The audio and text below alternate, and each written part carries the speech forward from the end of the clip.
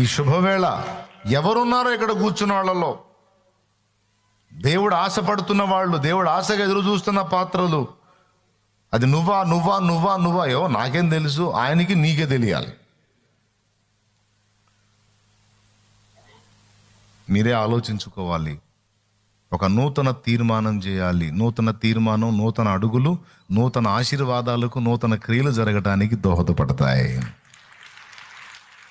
నూతన క్రియను చేయుచున్నానని నీవు సెలవీయగా,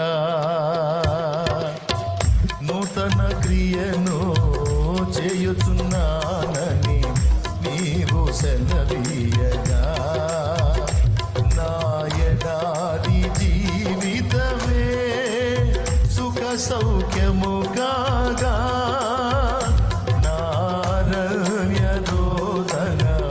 ఉల్లాసముగా మారిపోయేనే,